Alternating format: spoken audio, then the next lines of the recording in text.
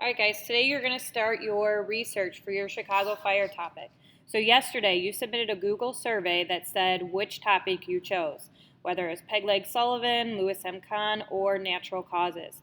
You are going to focus on your one topic today and the rest of the week as we continue researching. So today your goal is to think and wonder as you read. So we are learning that research, it's a continual cycle. When you research and find more about a topic, you want to continue reading to see even more about that topic. This is why it's called a cycle.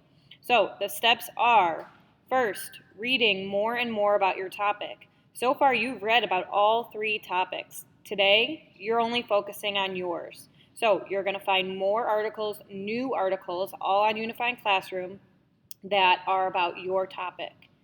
After you read more about your topic, or as you're reading about your topic, you want to think of some questions that you have in your head. Okay? As you're thinking about those questions are going to lead you to new ideas about your topic. You're going to read more while thinking about those new ideas. So today, as you research your Chicago fire suspect, first, I want you to think about the questions that you have about your person or your topic if you chose natural causes. Then I want you to write down those questions and try to find answers to them. As those answers come in, try to think of new questions that gives you even more detail about your suspect. Last thing you should do is continue to read more about your suspect with those new ideas and questions in your head and on your paper. So let's take a look. My claim, which is not my real claim in life, is that the Chicago fire was started by Mrs. O'Leary's cow. This one's hard. I have to do this one because it's the only topic we're not doing. So this one's going to be kind of tough. Right off the bat, I already have some questions. Okay, did anybody see the cow tip it over? Was Mrs. O'Leary home? Was she awake? Okay, so those are some questions I already have before I do any research. But the first thing I want to do is I want to read more and more about the topic. So let's go to this article. The article is called, Did Mrs. O'Leary's Cow Start the Great Chicago Fire? So we're going to read through this and think and wonder as we read. Popular legend has long held that a cow being milked by Mrs. Catherine O'Leary kicked over a lantern, igniting a barn fire that spread into the Great Chicago Fire. The famous story of Mrs. O'Leary's cow appeared soon after the colossal fire that consumed much of Chicago, and the story has spread ever since. But was the cow really the culprit? No. The real blame for the enormous fire, which began on October 8, 1871, lies with a combination of different conditions, a long drought over a very hot summer, loosely enforced fire codes, in a sprawling city built almost entirely of wood. Yet Mrs. O'Leary and her cow took the blame in the public mind, and the legend that became about them being the cause of the fire endures to the present day. The O'Leary family. The O'Leary family, immigrants from Ireland, lived at 137 DeKoven Street in Chicago. Mrs. O'Leary had a small dairy business, and she routinely milked cows in a barn behind the family's cottage. A fire did begin in Mrs. O'Leary's barn at about 9 p.m. on Sunday, October 8, 1871. Catherine O'Leary and her husband Patrick, a Civil War veteran, later swore that they had already retired for the night and were in bed when they heard neighbors calling out about the fire in the barn. By some accounts, a rumor about a cow kicking over a lantern began spreading almost as soon as the fire company responded to the blaze. Another rumor in the neighborhood was that a boarder in the O'Leary house, Dennis Peg Leg Sullivan, had slipped into the barn to have a few drinks with some of his friends. During their revelry, they started the fire in the barn's hay by smoking pipes. It is also possible the fire ignited from an ember which blew from a nearby chimney. Many fires did start that was in the 1800s, though they didn't have the conditions to spread as quickly and wildly as the fire that night in Chicago. No one will ever know what really happened that night in the O'Leary barn. What isn't disputed is the blaze spread, and assisted by strong winds, the barn fire turned into the Great Chicago Fire. Within a few days, a newspaper reporter, Michael Ahern, wrote an article which put the neighborhood rumor about Mrs. O'Leary's cow kicking over a kerosene lamp into print. The story took hold and was circulated widely. The official report. An official commission investigating the fire her testimony about Mrs. O'Leary and her cow in November 1871. An article in the New York Times on November 29, 1871 was headlined, "Mrs. O'Leary's Cow."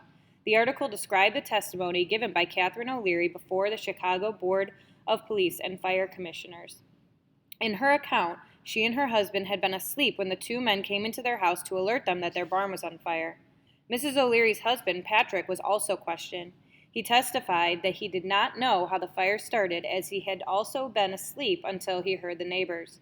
The commission concluded in its official report that Mrs. O'Leary had not been in the barn when the fire began.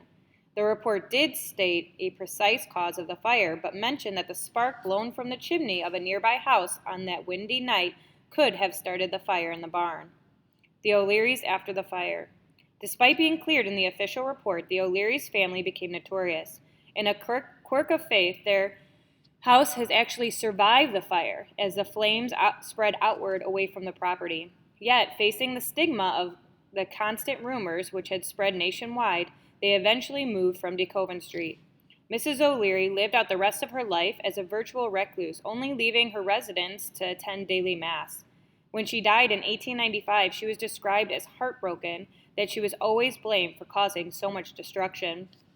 Years after Mrs. O'Leary's death, Michael Ahern, the newspaper reporter who had first published the rumor, admitted that he and other reporters had made up the story. They believed it would hype the story, as if a fire that destroyed a major American city needed any extra sensationalism.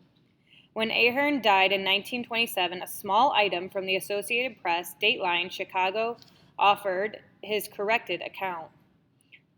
Michael Ahern, last surviving reporter of the famous Chicago fire of 1871, and who denied the authenticity of the story of Mrs. O'Leary's famous cow, which was credited with kicking over a lamp in a barn and starting the fire, died here tonight. In 1921, Ahern, in writing an anniversary story of the fire, said that he and two other reporters, John English and Jim Haney, concocted the explanation of the cow starting the fire and admitted that he afterward learned that spontaneous combustion of hay in the O'Leary barn probably was the cause. At the time of the fire, Ahern was a police reporter for the Chicago Republican. The legend lived on.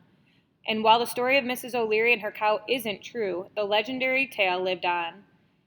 Lithographs of the scene were produced in the late 1800s. The legend of the cow and the lantern were the basis for popular songs over the years, and the story was even told in a major Hollywood movie produced in 1937 in Old Chicago. The MGM film, which was produced by Darrell F. Zanuck, provided a completely fictitious account of the O'Leary family and portrayed the story of a cow kicking over the lantern as the truth. And while In Old Chicago may have been completely wrong on the facts, the movie's popularity and the fact that it was nominated for an Academy Award for Best Picture helped perpetuate the legend of Mrs. O'Leary's cow. The Great Chicago Fire is remembered as one of the major disasters of the 19th century, along with the eruption of Krakatoa or the Johnstown flood, and it's also remembered, of course, as it seemed to have a distinctive character, Mrs. O'Leary's cow at the center of it. All right, let's go back to our notes. So, we read more on my topic. Now, that article was not really convincing me that Mrs. O'Leary and her cow are to blame. You're going to come across articles that are going to tell you your chosen topic is not the reason for the fire. Okay, but your goal is to convince us that that is the reason. So even though that article really kind of told me that there are other reasons that the fire started and that this story is false, my goal is to convince an audience that this fire was started by Mrs. O'Leary's cow. So as I was reading, I came up with some more questions. Okay, so I'm going to show you a picture of my notes that I came up with. So as you'll notice, up top, I labeled my notebook Chicago Fire Research Notes. I wrote my claim at the top, which is that Mrs. O'Leary's cow started the Chicago fire. My article, I put the article title here. This is so important because as you're researching, you're going to want to go back for information, okay? And then I wrote down some questions that came up in mind. My first question was Mrs. O'Leary in the barn when this happened? I had mentioned that to you guys earlier in this lesson. Well, I got my answer while reading, right? But it was still a question that I had. Another question that I had was, why was the O'Leary family blamed? So, those are some questions that came about even while I was reading. Those are going to lead me to some new ideas about my topic. So, today, as you're researching your Chicago fire suspect, first think about those questions that you have, okay? Write those questions down like I just did.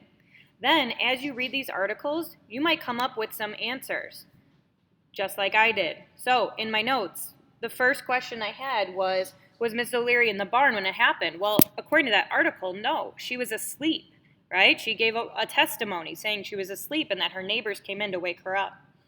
The second question I had was, why was she blamed? Well, there's a couple reasons she was blamed. First, the reporter, Michael Ahern, wrote a story blaming them. And second, it started at their barn. Okay, their barn was not harmed, right? It was started there and it was spread out from there. So those are some notes that I took while reading that article today. Okay, now the next thing I'm going to do, sorry, I'm going to make this big again. The next thing I'm going to do is I'm going to read more about my topic and continue writing questions and notes in my notebook. Keep in mind, you want to write the article titles and as much information that you can find. Remember what I said before, you're going to come across articles that tell you, no way, it was not Peg Leg Sullivan. There's no way it was natural causes, okay? It doesn't matter. You want to find the information that is going to back up your claim, okay? Like I said at the beginning, finding articles saying that this fire was started by Mrs. O'Leary's cow is hard because the reporter came out and admitted that he made up that story. But since that was my claim that I chose, now I need to find the information that is going to back up my claim, okay? What is going to convince an audience that Mrs. O'Leary and her cow started the fire? All right, good luck, guys. Comment any questions or raise your hand on Class Kick if you need some help today.